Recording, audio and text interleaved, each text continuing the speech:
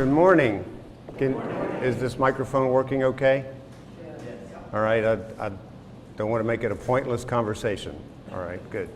I'm Kelly Eplee. I live here in town. I've lived in the county for about 33 years, but it's been a privilege and an honor for me to be working in local nonprofit organizations.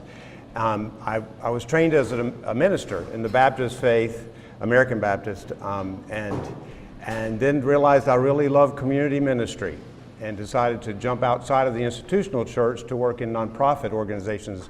But anyone who knows me knows that what drives me is my faith.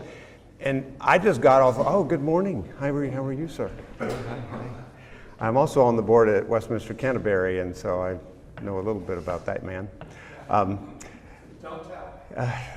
I wanted to start with just the full revelation. I got off a plane last night at 1 o'clock in Richmond and drove in. I was in Guatemala yesterday at this time, and so my brain's kind of half there. I was in a conference setting with a lot of people who spoke more Spanish than English, and so my Spanish is pretty good, and sometimes I'll just slip over into it right now because I'm just not sure where I am. But because I'm tired, which puts me in a place to have a dangerous sense of humor, I will reveal that I have a little sarcastic sense of humor, and it would have been so much easier for our lives if Jesus had not said, love your neighbor as yourself. Just how much easier would it be? I mean, really. Because the boundaries that we like to put up have to come down. When Jesus said, love your neighbor as yourself, because he was not talking just about his neighbor, talking about to Samaria and to all the world. You know the Great Commission. Just how, because he planted us an infectious, irritating seed that will not let us rest, because we have to see people in our community and the larger world as our neighbors, as fellow people made in the image of God. And if we take that seriously, so much in us has to change.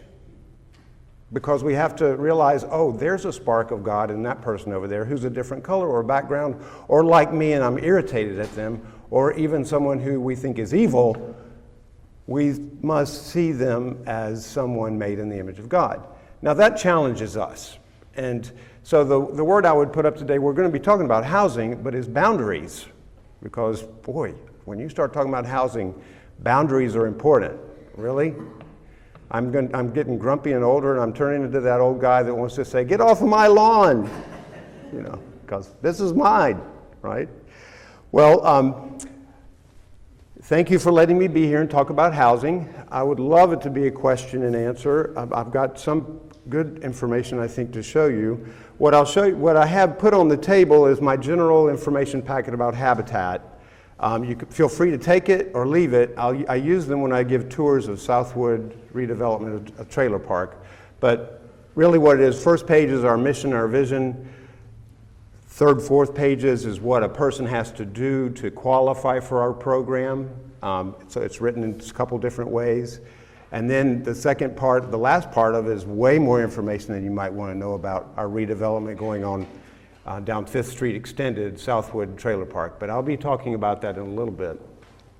That's just in case some people like to see paper, which I like to see paper now and then. So you take that if you want. But what I'm going to do first is just move through some slides quickly. And it's in a PDF form, so I'm going to have to just slide it like this. But you may know Habitat. How many of you all know Habitat for Humanity? Of course. And you all have been supporting us in this faith congregation since our beginning here in Charlottesville 35 years ago. So you have been a primary partner from the beginning. I would say our DNAs are connected. You all believe in our mission. Many of you, how many people have been out on a site to swing a hammer and stuff? There you go. How many people have met some of the families with whom we build? Yep, there we go. Well, that's how we are connected in this community. We build simple, decent, affordable housing. We built more than 350 homes. We have mortgages We had or have mortgages with 350 families. What that means is that they don't get a free house. They work for the house and they pay it back to us interest-free. And what that has meant is that we have added, actually this number is low, we have added $100 million in financial equity into families in our community who make less than 60% of the area median income, who make less than $60,000 a year. So that's how much equity is there. Now, I own a house, and I've built onto it. It's almost paid off now, but I've had to leverage it twice because my wife had cancer. We couldn't pay all the medical bills, and I had a special needs kid who we had to send to college. If I didn't have that house as a financial piece, we would have been in a tough place, really tough place. Could not have made life-changing decisions for ourselves. That's what financial equity does with people who are below the normal background of income that we're familiar with. So that's why I like to talk about financial equity, because when it comes down to it in our society, financial equity and social equity, they're not far apart. They're really not far apart. And when Jesus said, your neighbor is someone that is not in the same bracket as you, we have to understand that. So I appreciate what Jay and you all have set up today to talk about poverty and what it does. A healthy housing market in a community, we don't do everything. Habitat doesn't do everything. Down here you have homeless shelters. We have several in town that are fantastic. We collaborate with them, but we don't do homeless. We don't work with homeless people. We work with people who are lowest income and working that can repay a mortgage. There are emergency shelters, there's transitional housing, social housing, what you'd call public housing, affordable rental housing. Piedmont Housing Alliance in town, they work with affordable rentals. They're building, we're collaborating with them at Southwood. I'll show you their building. We do affordable home ownership. Here's market rental housing, which is probably what I would be in if we didn't own a home, and market home ownership, which is every other house in town. But this is a full spectrum. So when you talk about housing, you need to see that's what we're talking about. These numbers are a few years old, but they're still very relevant. What we have here is the supply and demand comparison of owner-occupied housing. So this isn't even rental, this is just owner-occupied. What I've done here is circle what's going on with people who make less than 50% of the area median, which is about $50,000. This is how much is made and how much, this is the supply and this is the demand. When you move up to 50 to 80%, here's the supply and here's the demand. When you move up to over 120%, here's the demand, here's the supply. That's our housing market. So what you see here is a lot of driving demand, but very little supply. So when people talk about affordable housing crisis in our town, we're talking about exactly this, that there's a high demand because a lot of people want to live in Charlottesville, right? And to just lay it on the table, UVA, a lot of students who are second years live in market-rate housing, and it takes away housing from a lot of people who couldn't afford it. So when the UVA is talking about asking second-year students to live in UVA housing, that's going to do a whole lot to improve our affordable housing situation. It's going to free up a lot of the lower-cost housing in our town. So I applaud President Ryan for that decision. We just love that. So it's when you talk about housing, we're talking about supply and demand. It's market-based reality. Here's the undersupply that I was talking about. And when you're talking about our 5-county area, there are 12,000 interventions needed. What that means is people are either living in substandard housing or they're paying more than 50% of their income for housing. A family that makes $50,000 a year is paying more than $25,000 for their housing, which leaves very little money for anything else. So 12,000 interventions in that. In our city, in Charlottesville alone, there are 4,000 interventions needed. People talk about, the number flows around, but people think we need about 4,000 units. And that's rental and home ownership. But 4,000 to meet the need for people who live here. Here are some larger national numbers. 1 in 6 U.S. households pay half or more of their income on housing. The federal standard for healthy housing level is you pay 1/3 of your income for housing. And that leaves enough money for food, for insurance, for schooling, for everything else that you want to take on. But 1 in 6 pay half or more. That speaks to a huge housing demand in the country.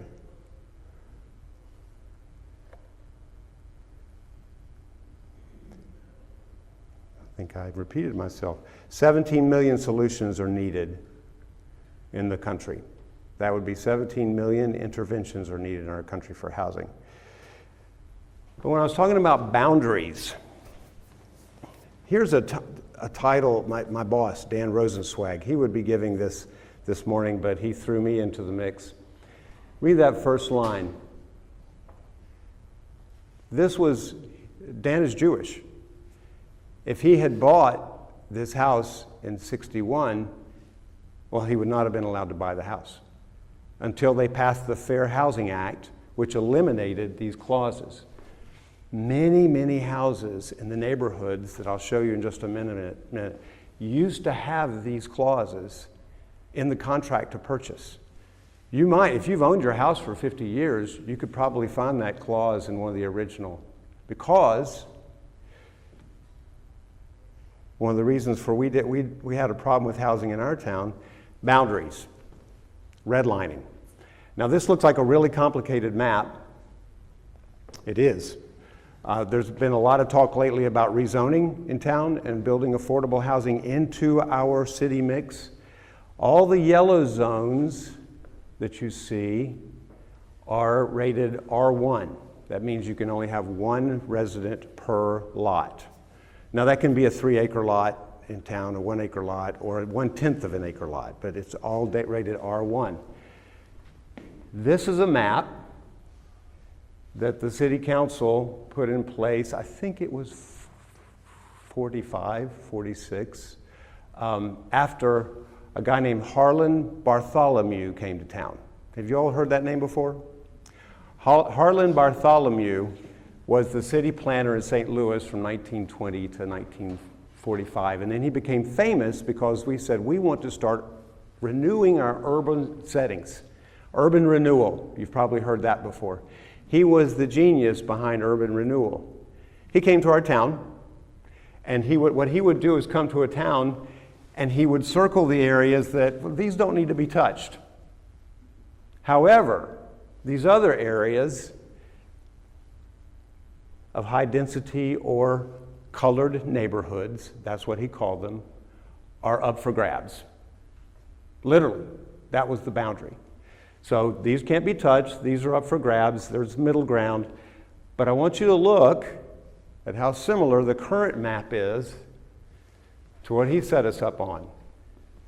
These sections, this section, these are all great. Now, this is the way we zone in America, and if you've been in the developing world, you should be glad that we zone this way, because it's really good to be able to put industry in one place and housing in another, but we really, because of our racist history, we drew a lot of lines and marginalized a lot of people and knocked them out of the possibility of owning their own home.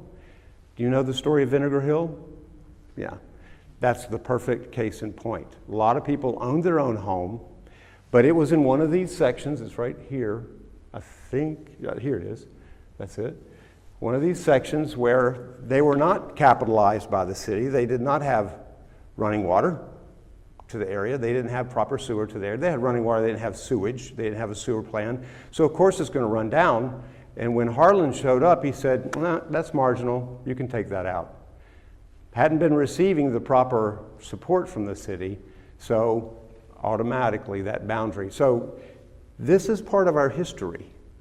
This is part of our history that we're trying to live. Now, it takes, the Bible often says, I like to quote this, the sins of the fathers are repeated on their sons and their sons and their sons. It takes 3 or 4 generations to work our way out of a difficult situation that was oppressive.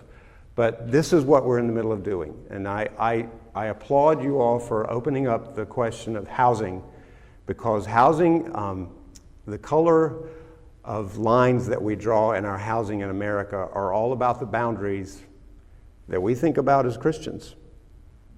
And that is so hard. That can be really irritating. Because it means sometimes thinking, am I going to allow someone to put an auxiliary dwelling unit, an ADU, in their backyard, my neighborhood backyard? It could be nice. It could look like a mother-in-law's house, an ADU, a garage, and cute. But what if someone wants to put up 2 or 3 units? Oh my goodness. What's it going to look like? Well, we've got to put our head around this and think about how can that be an attractive option? How can it be done well? But how can it allow other people to live in our community? Because as it is now, most everyone who wants to own a home and build equity has to live in a surrounding county. Here's some pictures of starting to preach. I don't mean to. I don't mean to preach, but this is just our past. Some pictures of Vinegar Hill. You can spot that car. Tell me what model Volkswagen that is. Huh? It's old. I think it's a 64. My wife was driving one of those when we met in seminary. Made my heart go pitter-patter. This is when we were tearing down Vinegar Hill. And most of the people that in Vinegar Hill, I know some people, I know personally some people who were part of that decision, and the public housing that was built then was marvelous. It looked great. It really was. It's starting to run down now, and it seemed like the solution to time. But again, when we build a boundary around something, then we've learned to warehouse our low-income housing. So when people live together, they start to measure themselves by the people around them instead of being mixed into a larger neighborhood. And public housing, it's a problem all over America where we have a lot of public housing all together in one place. So do we have any questions at this point? Because I really want to turn the corner and talk a little bit about habitat. Yes, sir. How do people who need an intervention find habitat so they can be helped? Or how does habitat find people who need an intervention? Does it go both ways? It goes both ways. It's very organic, especially in this town. When I was working with Habitat from 2000 to 2007, we had to be outgoing. We had to go to churches, we had to go to social services, went Salvation Army, we had to recruit. But now it's word of mouth. People come to us. Here's some this is some evidence of that. We've been building in the county because that's where we could find land, but we haven't been able to find land in the city until a neighborhood came open called Flint Hill. I don't know if you know where it is, down around Azalea Park. What's it called, Fry Springs. We're working with that developer. We love that guy, Southern Home Development, Frank Bailiff. He's allowing us to build 16 units there. So now we've got options to build 16 homes in the city. We had 300 people apply. And for the last 3 months, we've been going through that whole sorting process to see who has the greatest need, who has the ability to pay. And these are people who are so motivated. These 16 people are going to be kind of the ones, boy, do you want to work with them? Because they are motivated. They have the need, they see the difference, they want to work for their house, they want to volunteer. So but you see the need, the supply and demand problem here? We need land. We just need land to be able to build in the city. Or land right outside the city would be great too, if you know anybody. Yeah. Yeah, I just noticed from your stuff earlier, for that middle group between the lowest and there's a lot of supply, but not as much demand. Why is that? And then can some of that housing be used or bought or done something with to make it usable for the lower income? That would be great. We'd love that. Yes. Yes, thank you for reminding me of that. You looked on the statistics earlier. I think I can just pull up there real quick.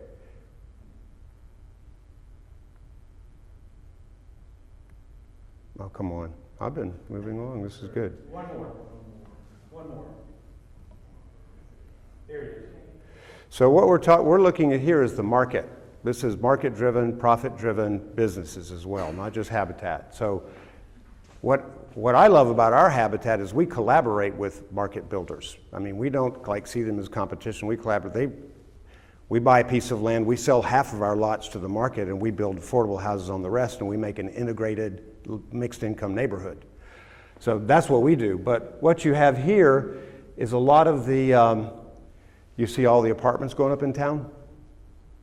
You see a lot of the new placements that are going on around town that are being built for people who are first-time homeowners who aren't in their homes yet. A lot of the employees that are drawn to local businesses, a lot of UVA employees, nurses, doctors, people who make 100% of the area median, people who make about $90,000 a year or more, they can afford these, and that's what's being built. And the demand is not so great. Some of them are not being filled. Some of them are, I mean, because we've got a very vibrant, lovely community. So this is where the market rate builders, the developers, are building, trying to meet this and compete for that middle ground, which is wonderful. We like that. I mean, a lot of them are rentals. No, this is owner-occupied housing, right?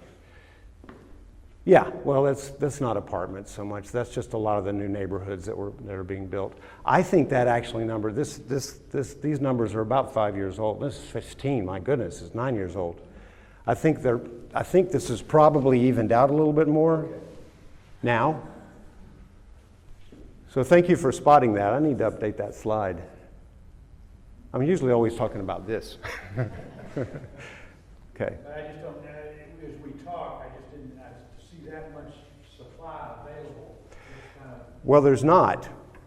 There's not as much available. I think that number needs to come down. But I think you see the point of this hasn't changed much. No. Kelly, question over here. Yes, sir. If you're offering 0% interest loans for payback, how do you formulate for inflation in that payback?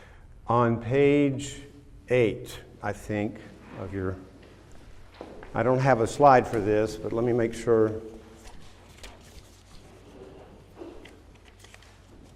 No, page 5, page 5.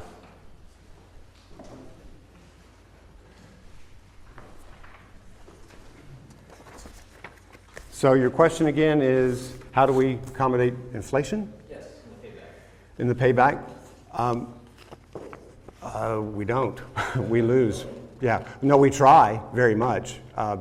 What has happened now is that we're building in volume enough where we can sell a tranche of our mortgages and stand by them. We sign to a bank who will give us pay the money on that at about 70% of the value of the mortgage, and then we take that money and invest it into other houses.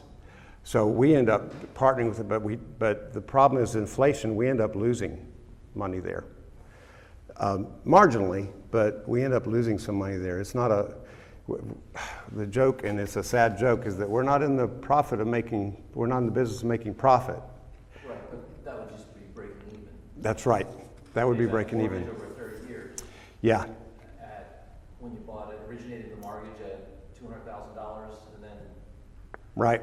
Well, we make it up because we're a nonprofit, and a lot of people contribute money, and we're able to build on the front end of that and pay and cover that loss with other money. If we were truly a profit model, we would have to be looking at just what we make from the sale of the houses, but we're a nonprofit ministry so that people are able to infuse cash into the system, and we stay ahead of it that way. But from my personal history, when my wife and I were with Habitat in Peru in '89, time of Fujimori and the Shining Path, the inflation rate was like 1,000% per year. And so literally people, it outraged us. They were able to pay off their Habitat house after 3 years for like the price of a Coca-Cola. It was absurd. So we were losing so much money there because of just inflation rate. We had to put the brakes on that project after a while just because you can't cover that. So, yeah. Sir? Finance side, how many institutions are holding mortgages of that for this? Is this HUD supported? We do receive HUD support for purchase of land and infrastructure, but not for purchase of our mortgages. We sell those to commercial banks locally. Okay, so there's About not just one? About three banks. About three Three banks. banks that are tied to the. Yep. I'm stepping into out of my depth here, but we sell tranches to them at a reduced price. They pay less. They pay us back, I think, 70% on the dollar. But we know we've crunched the numbers and know that that pays off in the long run because of the values of our marketplace. We're able to look at our long-term projections of 20 years and cover those costs. Are these local banks? Yep. I wish I could name them off the top of my head. I just can't reach that deep right now. But they see it as a community service, and it is a community service. We have a couple people on our board who make that happen. Because building homes and development is expensive.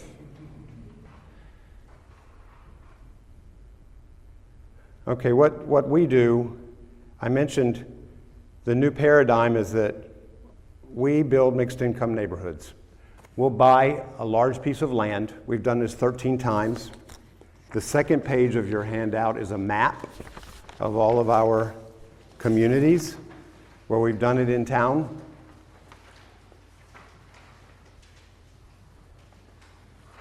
And by the way, if you have more financial questions and really want to dig into it, I'm glad to stick around after, and we can talk with our I'd love to connect you with a financial person. This is a way we engage a lot of people who are in the marketplace.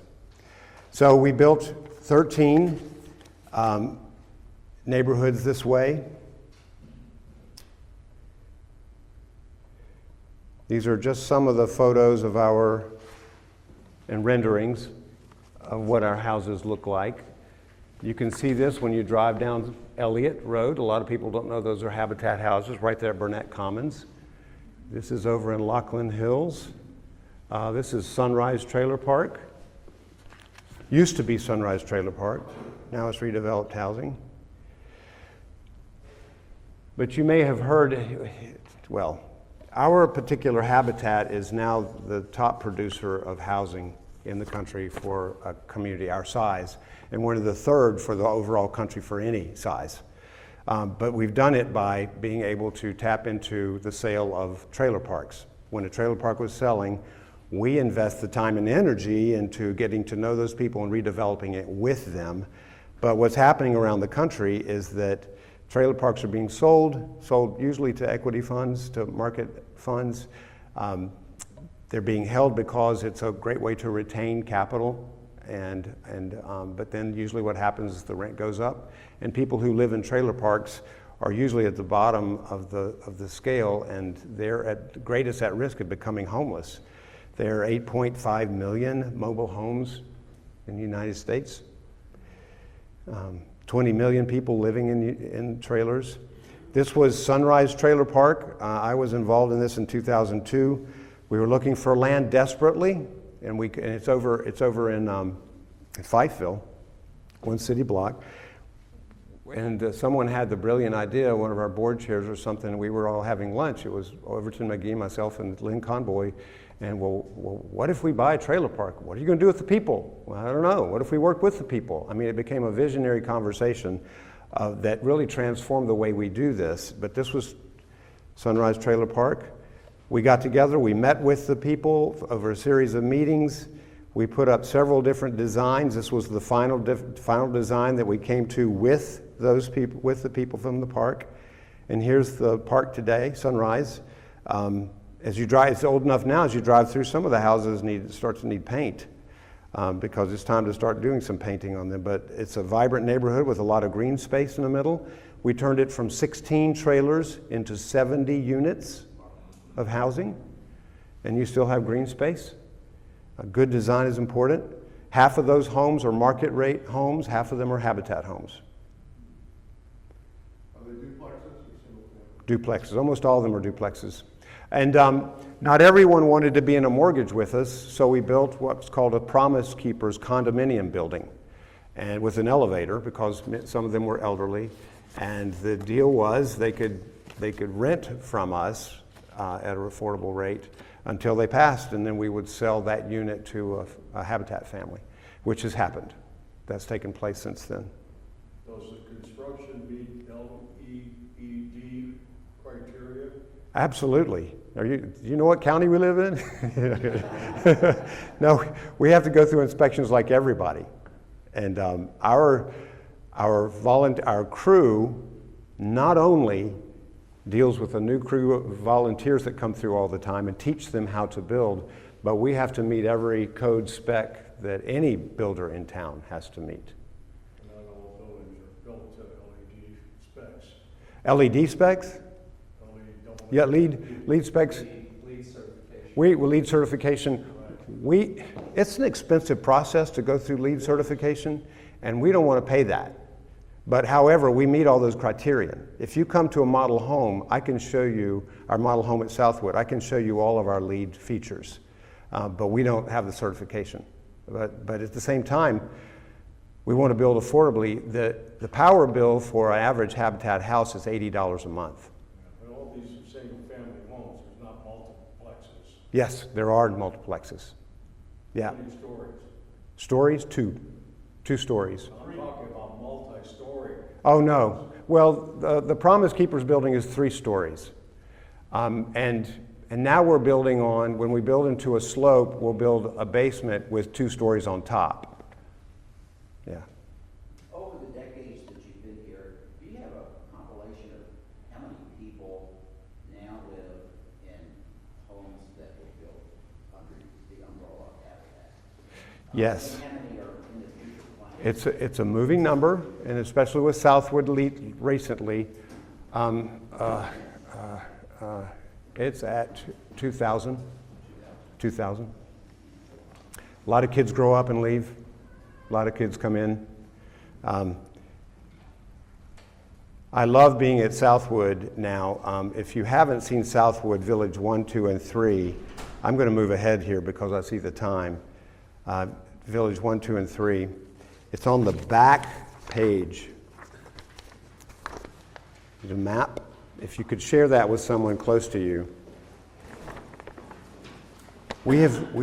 The white section down there called Village 1, that's complete.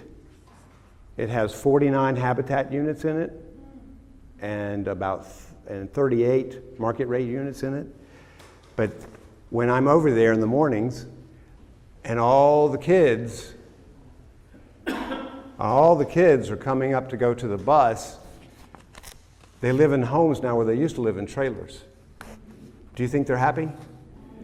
No, because it's the morning. And they're kids.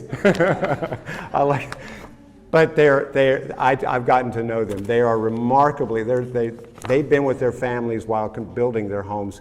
And I watched a number of these kids go to the planning commission meetings and the approval meetings with the Board of Supervisors when they were approving our rezoning. So I watched a group of 20 teenage kids. Half of them were Spanish speakers, but they all speak English. Of course, they go through our school system. But they watched their parents stand up and represent the model that they had helped build. They helped design their own neighborhood in front of our counselors, and I watched them cry out of fear because they just were not used to speaking to the system. But when they saw that we got approval and their abuelitas talked in front of the city council, it empowered them for a trajectory that is far beyond. I mean, think of it. Not only did they develop their home and help build their home, they're living in their own bedrooms, and now they're getting educated. And we're talking about the people who lived in the most substandard home, who now live in their own home. I was thinking these kids are going to be counselors someday. They're the ones who are going to be the leaders in our community someday. So that's when you ask about people, I think about there are residents, there are 1,000 residents in Southwood, and half of them are, 1,500 residents, and 500 of them are under 18 years old. So, yeah. that leads to my question on demographics. Given the history Habitat's had, what changes have you witnessed in demographics, be it age, race, and what about projections? You mentioned elderly, for example. Yeah. I think that may be a growing area where people just can't afford housing. It is. It is. We have been primarily involved in Southwood because we couldn't find land. So most of our demographics for the last 3 years come from Southwood. 80% Latino. 60% of those speak English. So we're not talking about completely cultural isolated. 50% of those are kids. The elderly, I think there are, in fact, I've been to bingo. We have bingo every Thursday, and all of them are the elderly that come in. It's our great way of being in touch with them. There are 20 particular family units. Some of them are couples, some of them are singles. But we have, to move forward quickly, we have a product line of homes that we build for families or for singles. And one of the most affordable unit that we build is a condominium unit that they can rent or own, depending on if they're older. And that ends up being about $600 a month, which is the same price that they pay to live in the trailer park now. So they're making a shift over into their own home, and actually they could own that condominium, but many of them are just scared to be owning something. So they'll rent the condominium. So yes? Since you're doing a non-displacement, all of the people who were at South Park before, are they now in Village 1? Or where are those people? And I live in Lockland Hill, and I know you had houses up on the hill in the new Phase 4 that people were renting, and kind of mediocre, substandard housing. Those people have now been moved out. We are building new units in Lockland Hill, 3 or 4 up in the hill. But where are those people been displaced to, or have they found housing? They have found housing. We have a particular staff person that helps them find housing. I think some of them did not want to live in Lockland Hill. I mean, they wanted to live somewhere else, so that's not displacement. That's their choice, right? But I think a couple of them did move into Lockland, didn't they? From that lived in the house. Up on the hill haven't been built yet. Where those houses were torn down, they have not built the houses yet. They will be building houses, but they have not built them. I don't want to misspeak, but I'm 95% sure we have found housing for them in another place in order to make space to hold them temporarily. But going back to Southwood, so all the people that were in the Southwood Trailer Park are now, if they wanted to stay in Southwood, are they now in the Village 1, or where are they? I'm going to find this big picture because I want to show you you know what? I don't even have it. So let's look at this map. This is like a big chess game, right? The colored part is the original trailer park. And we had divided it up into villages. We bought adjoining land that is colored in black and white.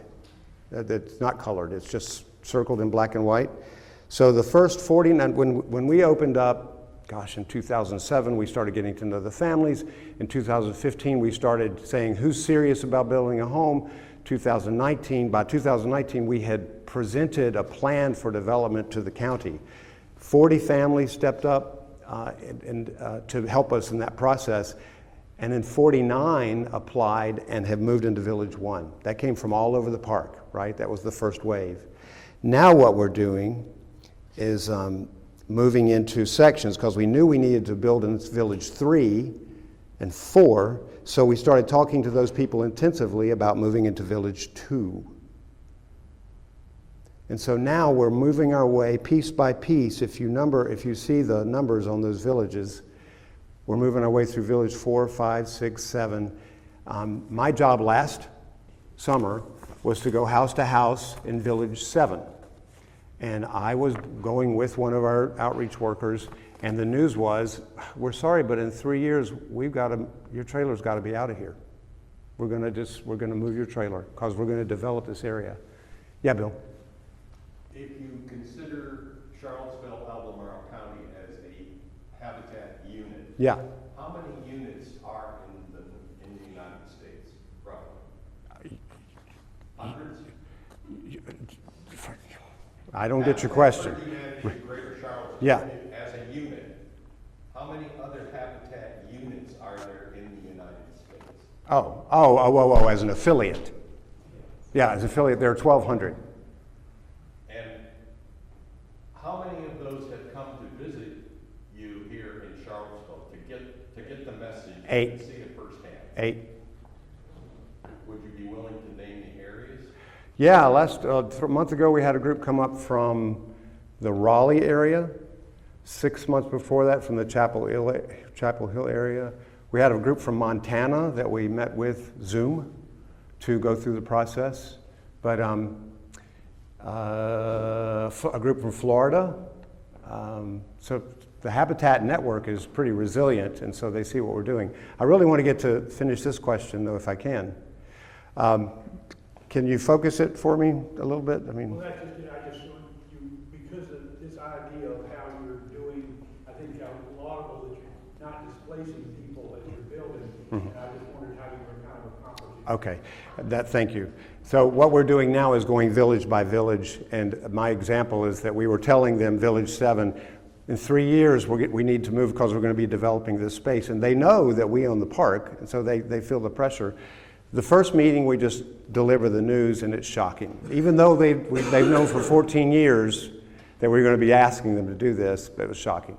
We go away, we come back a week later, and at least they're able to talk then. And then by the time we come back in the third week, 29 trailers we're visiting. They're asking us in to dinner, having tortillas, having coffee. Then we start talking about options and stuff. And then they come over to see Village 1, which is complete. And they see our model home, and they walk through it, and they start talking about options. And then, what has happened in Village 7 since then is that 50% of them, half of them, have decided to be a part of Village 4. So they've gone to meetings to help design their future committee, their future community. So every village is an engagement process that way. So we have to work our way through the park to be done in 2037. Yeah. Yes? I would just say, anybody who has not been out to Southwood, the tour was just, I just so appreciated it. I got to ride in the front seat because I'm have a cane. And Kelly really talked about everything, but one of the things I'm most impressed with is the way that the back of the houses come onto an area that they share. So the back, the area between the buildings from the back becomes the neighborhood with a walkway that they can move through. And Yeah. it kind of addresses the issues that I hear about Vinegar Hill, about how people used to step out on their front porch and watch each other's kids walk on to Lane High School or Right. where they were going. That disappeared and often disappears in these other options. This is Village 1. This is Five Pillars Park, named after Tony Bennett's coaching style, Five Pillars Park. It's a soccer pitch. These homes here are all Habitat homes. They selected to live here. These are market rate homes surrounding the park. But the kitchens are built on the backside where they can actually watch their kids play in the park, and they can call out, like, come on home to dinner, that kind of thing. These over here are the condominium units that are priced at $600 a piece. They're very attractive buildings. I would encourage you. This is a rendering of the soccer pitch and the homes, Habitat homes around it.